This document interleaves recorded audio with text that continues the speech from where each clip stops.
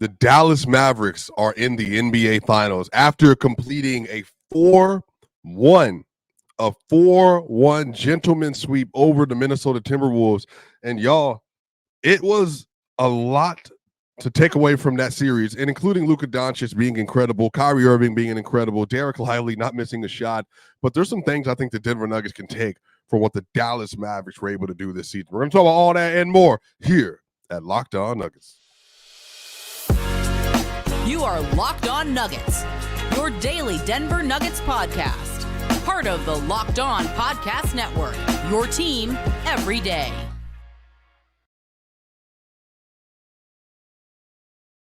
What's going on, y'all? Welcome into Locked On Nuggets. This is your host, Swiper. This is your team every day. Shout out to y'all. So glad that everybody is here today. So glad that y'all are hopefully having a good weekend. A lot of different things going on around the league.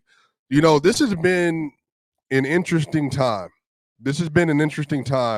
I think at this point where we are, man, you know, the Nuggets getting out in the second round, losing in Game 7, losing up 20, and not able to close out the win.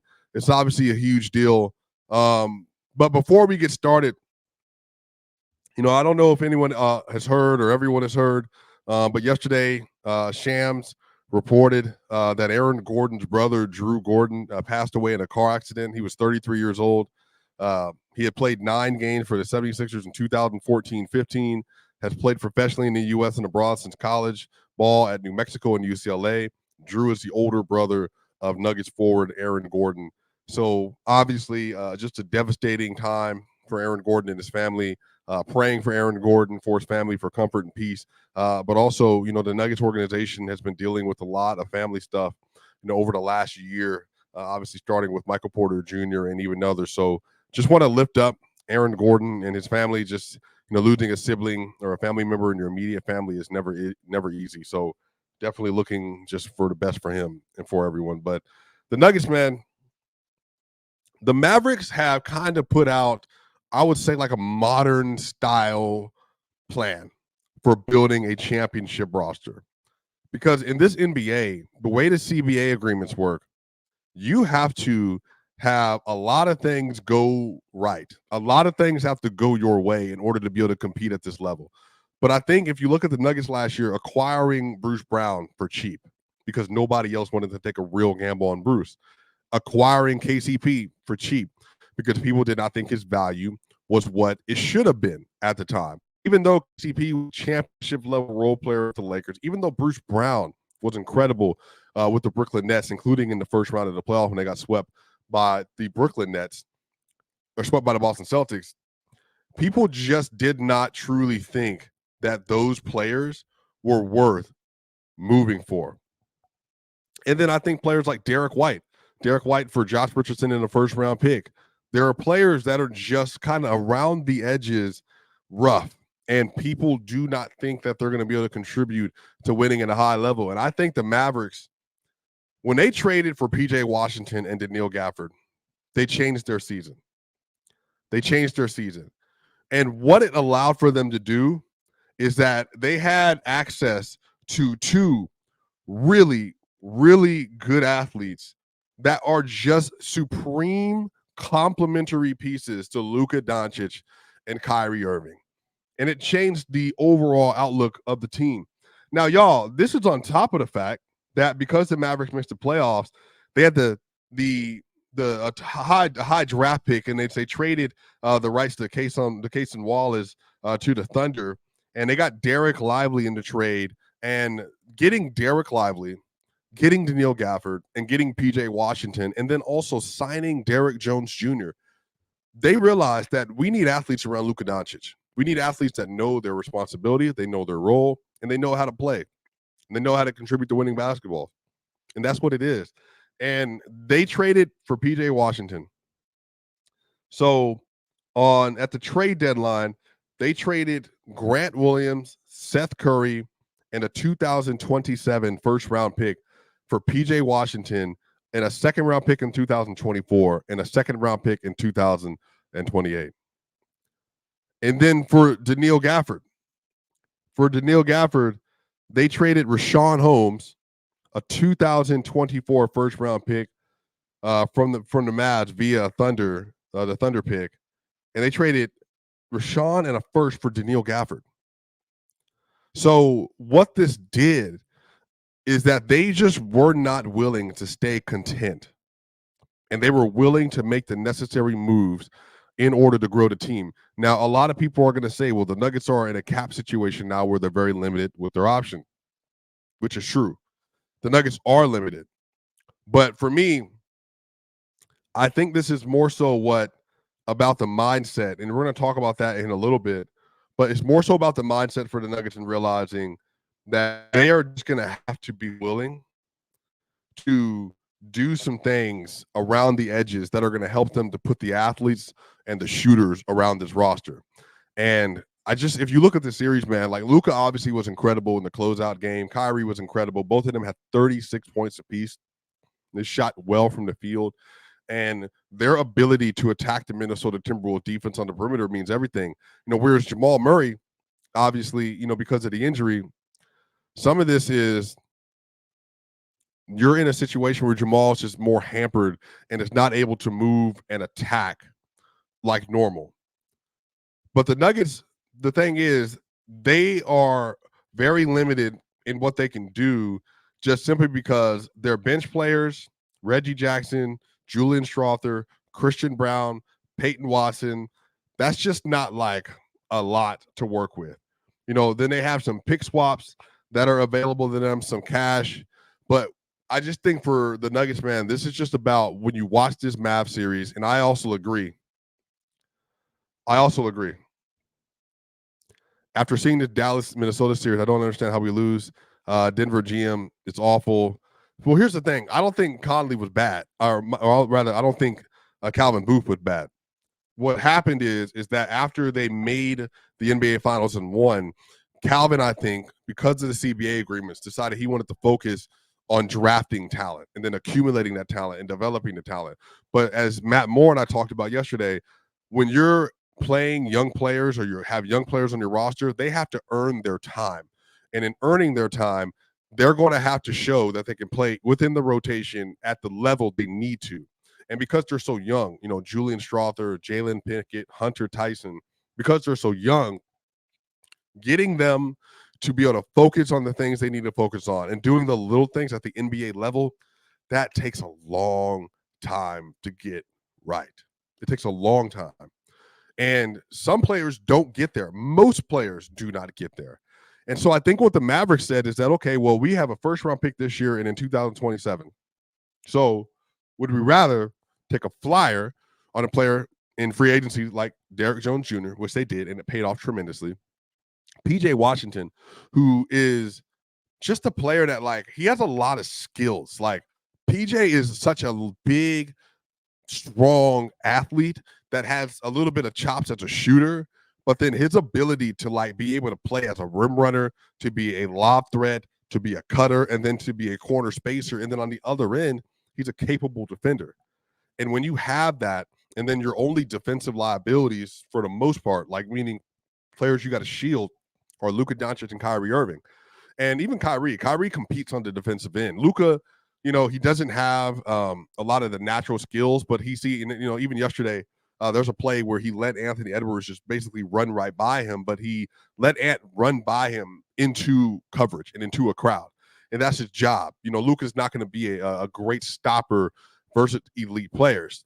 But what's happening is that he's accepted his role within the scheme of the defense. And now the difference with Jokic and Luka is because Jokic is a big, everything gets funneled to Joker.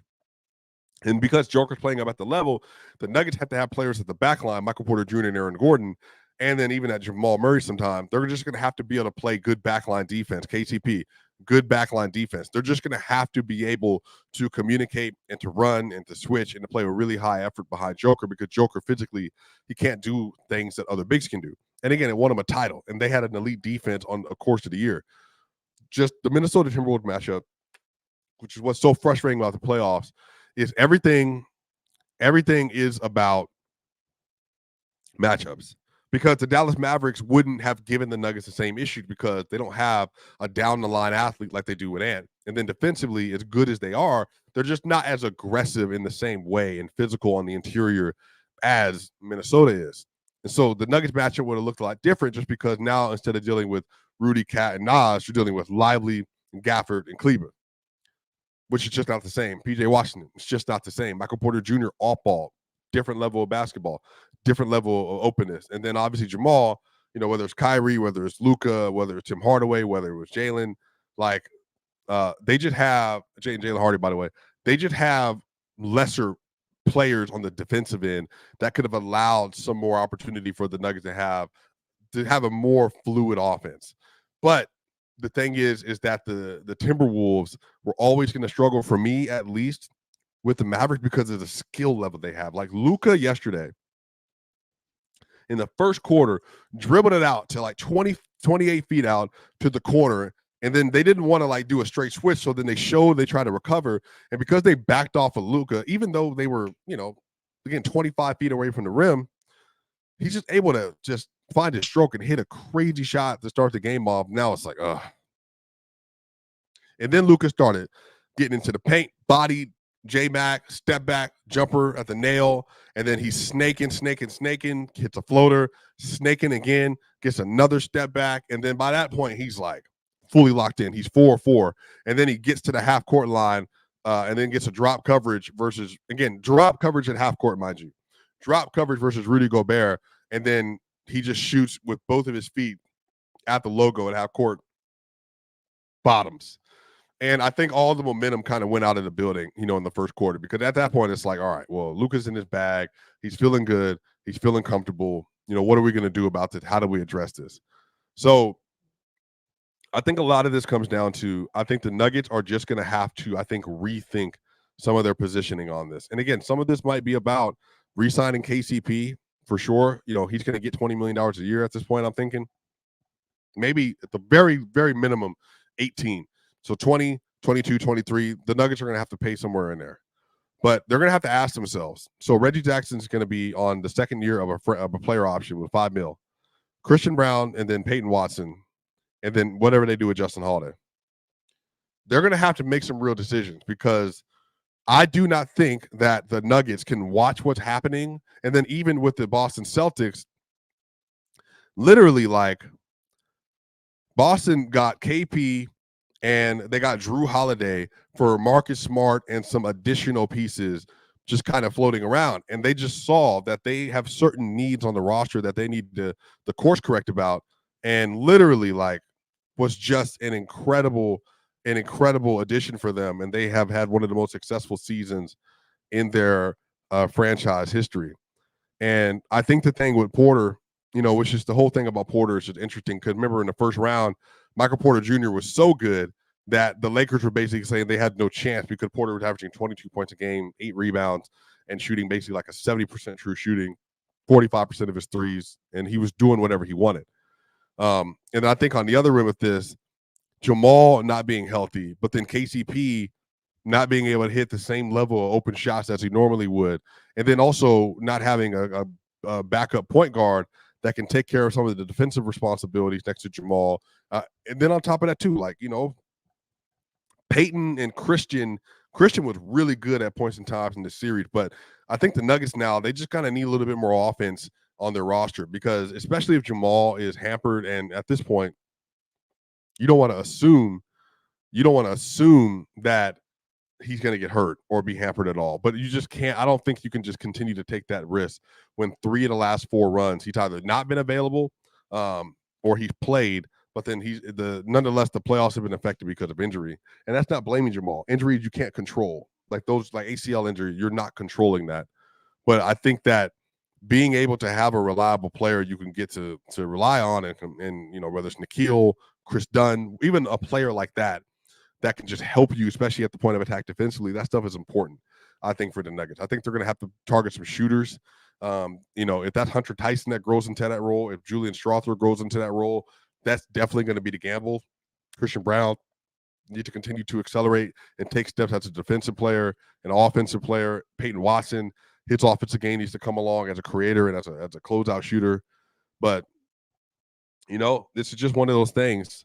I think that the Nuggets also in the second round versus the Wolves, comparatively to the Mavs, just a different level of commitment and intensity on both ends. And you could just tell the Mavericks knew they could beat them. They wanted to beat them, and they weren't going to let them off the hook. And they were going to press the issue as much as possible. On the other side, do the Denver Nuggets need to change their strategy at all? Move away from young players, move on to veterans. And then in regards to Joker, what do the Nuggets need from him maybe a little bit more next season? We can talk about all that and more here at Locked On Nuggets.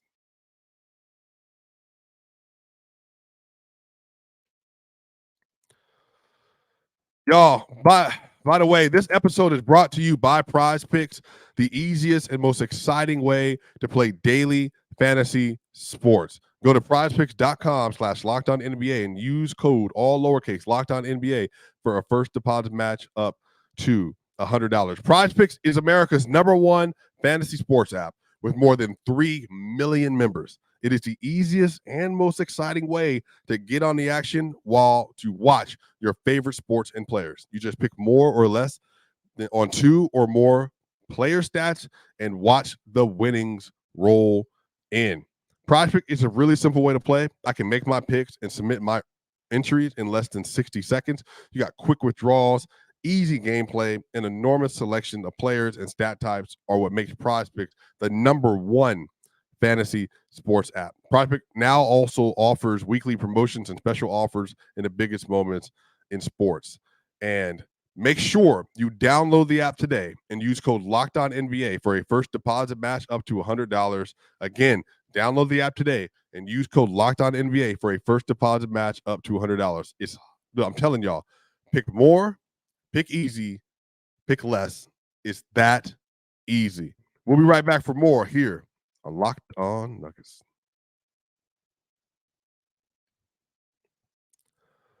Y'all, we are back here on Locked On Nuggets. Shout out to y'all, man. Thank y'all so much for being here. Again, if you're not aware, condolences to AG and his family. Aaron Gordon's brother died in it sounds like a car accident yesterday. So just a really horrific thing to happen. Aaron Gordon is one of the best players, best people that's come through the Denver Nuggets organization. He's very well loved, obviously very well liked. The city of Denver appreciates him. The Denver media appreciates him. And so obviously he or his family is listening to this. Our hearts are with you. Our prayers are with you. And you are not alone in this struggle at all. And so we are here if you need us and available. But I just think, man, I just don't think you can watch the Celtics and you can watch the Mavs and just come away saying, at least for me, we just need to continue to build with young players. I just don't know if that's the strategy. That might be what they do because Calvin Booth has said with the CBA agreement and the second apron agreement, you might just have to go young and go cheap, which I get. But the Nuggets are currently slated for 28 overall in the draft. No. I just, not for me. Not for me. I just think that if the Nuggets are going to keep being in a situation where they're building around a 29-year-old Joker, going to be soon to be 29-year-old AG, I believe, a 27-year-old Murray, a 26-year-old by June 10th, I think, Michael Porter Jr. Your core is like young. They're all young, but they're also like two in the middle of their prime, 3 in the middle of their prime. And I think some of this is about how do you make sure that in case Jokic gets tired, that you just have like a competent replacement to make sure that you can make sure they're doing what they're supposed to do, but they're healthy and they're just not fatigued going into the playoff. That's probably one of my biggest things with everything that's kind of happening as well. I just think, an updated mock draft from ESPN. They have Deron Holmes. He's a Dayton power forward center. They were projecting him to come to the Nuggets, and so he might be the backup big.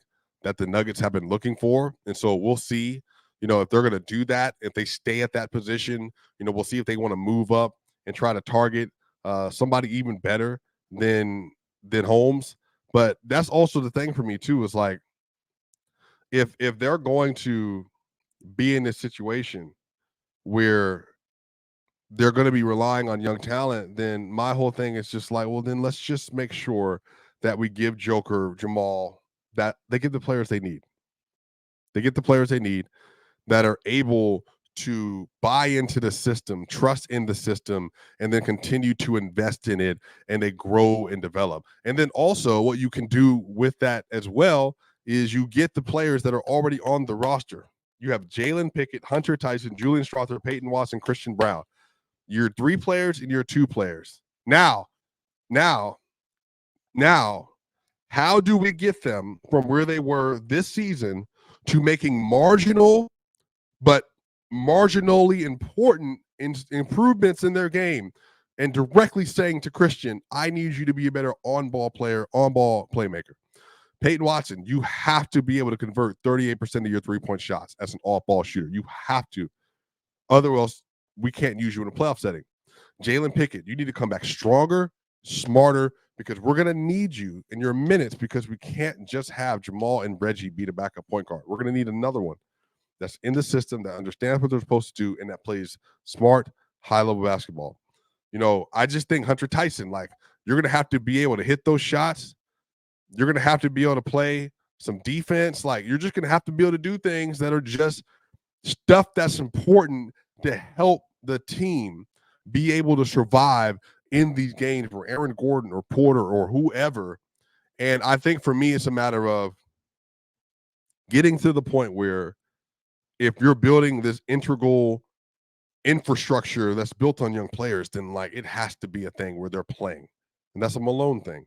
Because if Booth is going to put the strategy out there, Malone then has to be able to willing to execute it. And you're going to have to struggle a little bit. And y'all, at this point, I'm not even opposed to the idea that the Nuggets are not going to be a first or second seed next year. Now, this depends. Why does this depend? This completely depends on what they do in free agency. So if they get a backup point guard that's like really good and fits this team well, good defender, they get a real backup big that fits the team well, does what he's supposed to do, and he makes Jokic's life so easy, then they can win a lot of games. Like, they could win 57 more games again or more. But if they're going to go into the year and it's going to be like, all right, Jamal Murray, KCP, maybe, Michael Porter Jr., Aaron Gordon, Nikola Jokic, Reggie Jackson, Jalen Pickett, Christian Brown, Julian Strother, Peyton Watson, Hunter Tyson, Vlatko Cancar, and then if they re-sign like DeAndre Ayton, but really Vlatko Cancar and Zeke Naji, they're going to need 4 of those players, 4, to be like, this is the best year of your career so far. And we're playing you rotation minutes, and you look really good. At least 4 of those players. Like, if they're going to keep Zeke Naji can be on the first year of his $32 million contract in total. He's going to have to play more. He's going to have to get really good minutes. So I think some of this is like, they're going to have to figure it out. And so if they can drop from really seeing like, okay, first seed, second seed, now we're going to drop to the 4th seed because we're just going to have to let these guys develop, then that's fine. Like, and I think at this point, I looked at LeBron, when he was in the Eastern Conference and the finishing in the Eastern Conference, like, look, they didn't always finish first or second. Like, some years, you just got to be in a situation where you are going to be the 4th seed or 3rd seed, and you're not going to push towards the end of the season because you're trying to develop the talent, but you're also trying to just conserve energy. Like, we speculated yesterday that if the Nuggets instead of going 57 wins, if they got 53 wins and they're like solidified 3 seed with 3 wins, they repeat last year. So they get 4 more games of rest out of Joker, 4 more games of rest out of KCP, 4 more games of rest out of Aaron Gordon, Michael Porter. Does that make a difference in the playoffs in the second round in the Western Conference Finals? Probably. But I just think that, like, if the strategy is going to be relying on Hunter Tyson, Jalen Pickett, Julian Strother, Christian Brown, Peyton Watson, then then they're just going to have to like really, really dial that up to a 10 next year and early in the season. Like, yo, we need you guys playing a lot. We need y'all knowing what you're supposed to be doing. You got to be locked in to get it done because other teams are pivoting away from that. Like the Mavericks and the Celtics have pivoted away from that. And again, the Nuggets are a better second half away from maybe going back to the NBA Finals. That's how good they are. So it's not as if like they're kind of out of step or out of line or, they don't have a plan and they're somehow like a super unsuccessful team. That's not what happened. Jamal Murray was banged up. There was fatigued. And then Porter obviously, struggled with the series a little bit. But then, Nikola Jokic was really good most of the series. So I think some of this is a matter of how do they elevate what they have with the young players, protect what they have with the older veteran players, and then also like move toward winning championship basketball. And that's a tough mix. Remember the Golden State Warriors, they tried a 2-time line thing and it didn't work. The Nuggets are trying a form of the 2-time line theory, but the way they're doing it is by saying, all right, hey, like, let's see if we can get the high level of play from these young players, by year 3, by year 4. And then that way we can kind of keep building based on these younger contracts, a timeline for the future.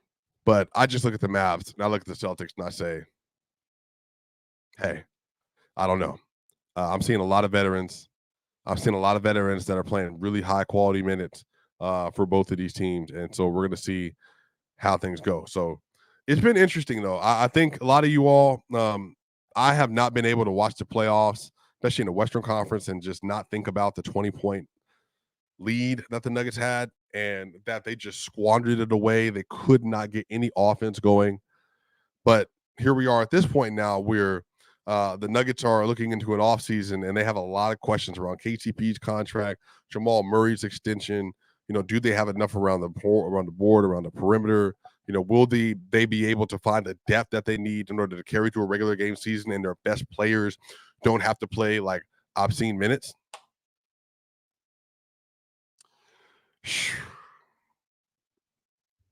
So I've been seeing a lot of this.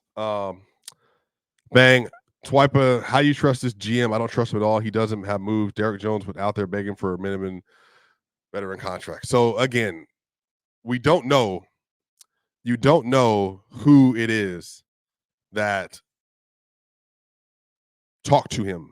And we don't know what his response was. We don't know if he was told he would get minutes or more minutes or less minutes. We don't know how important that was to him. Now, I do think Derek Jones would have played for this team, bar none. He would have been great. But a lot of this is like conversation between GM and between player, between the front office and player. They have to come to an agreement on this is what I'm comfortable with my role being. But at this point, now, my stance is that if Malone has an inclination to play more veteran-savvy players, then I just think that's what you kind of have to roll with. Like, I think they just need 1 or 2 more veteran players. Like, you could have 5 rookie contract guys on the roster, but are they going to add a 6th this year, a 7th this year? So then you got 7 rosters that are just on the roster that are not doing anything. So then you have 5, you have 7, and then 3 just reserves. But like, okay, so what is everybody doing?